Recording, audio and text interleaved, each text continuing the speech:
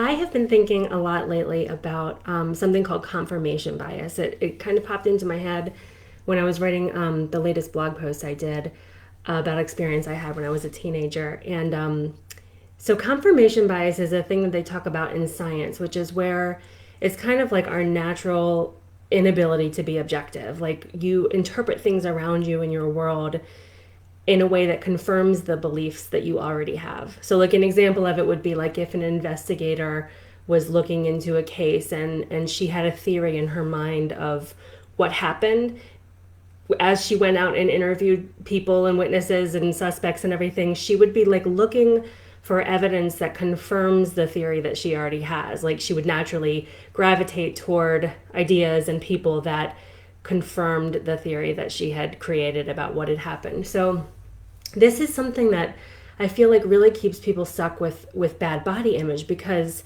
if you have a belief about yourself and you move throughout the world in your daily life kind of naturally gravitating toward things that confirm that belief that you have about yourself, then you're always going to be kind of stuck in this spiral of negativity, right? So like think about it in terms of like a woman stuck in a series of relationships with really bad men, you know, like really mean people.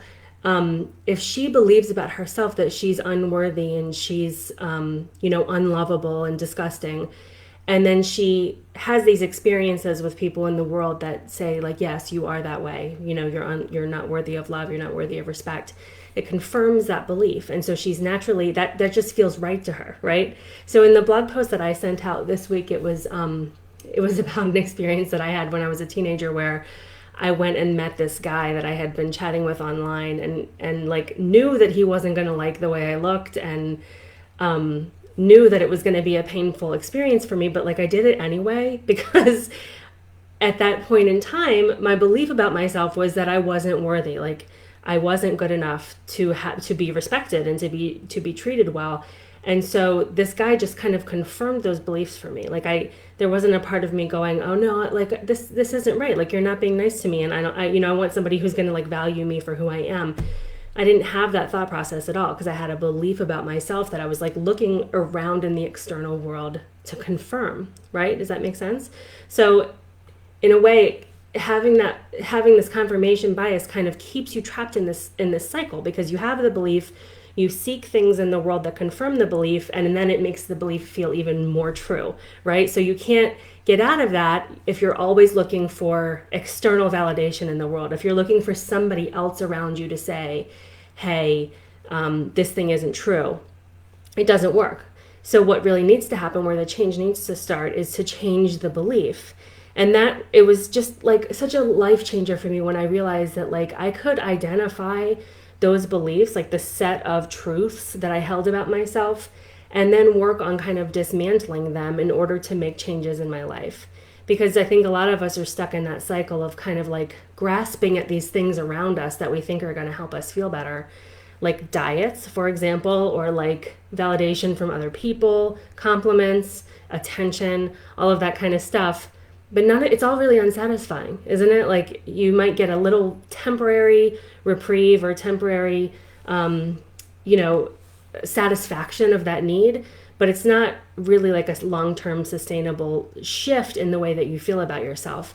So when you start looking inside and going, okay, what are these beliefs that I hold as truths that are making me move about the world in a certain way and seek out circumstances that confirm that truth? And one of them, like it could be as simple as the belief that you have about yourself is it's not okay, like your body is not okay. And that's so basic for so many people, right? Like, of course, we've all been told that a million ways our entire lives, is that there's something about you that needs to change. And especially people who live in larger bodies, that just feels like truth. We don't even question that. Of course your body is not okay. You're way too big. Look at all these skinny models that are going to, and all these diet commercials that are going to tell you repeatedly over and over and over and over and over again that you need to change the way that you look and be smaller. So you develop this deep internal belief about yourself. Your body is not okay and you should be smaller. And as you move around the world, you're looking for things that confirm that belief. You're seeking out circumstances and people and experiences that confirm that belief, and then it feels even more true. So when you can take that belief and go, wait, This is the core. This is the root of all of it, is this internal belief that I have that I'm not okay and it's not okay for me to look this way and that I need to be smaller, and dismantle that. Then you start moving around the world with a different perspective, with excuse me, I could feel that sneeze coming, with a new set of expectations about what you deserve, right? And that's when these big shifts start to occur, when you really start to feel differently about yourself and more confident. So my advice to you is just to, if you feel like you're doing that thing where you're grasping, looking around you, what is going to make me feel better? What's going to help me? Stop for a second and look inside and see if you can identify what that underlying belief is that's leading you to feel like you need all of this external validation. And work on that. The change always starts within, as I always say. So, if you're having difficulty in relationships or, anything in your life, you always need to turn your attention back to yourself and say, how can I do this differently? What do I need to change about myself? How do I need to improve in order to change the circumstances of my life? Not that any of it is your fault, but that it is your responsibility and you have the ability to change it, which is very empowering, right? Like you could, but it's very unproductive to go around the world saying, all these other people need to satisfy me, all these other things need to change in order for me to be happy, when you can stop and turn your attention back to yourself and say, okay, I'm the one who's in control of this. How can I change my beliefs? How can I change my expectations? How can I change the way I feel about myself so that my external world will reflect that? So that was a big shift for me, and something that's been on my mind a lot lately with some of the stuff I have going on in my personal life. So I thought I would share that, and I hope it's helpful.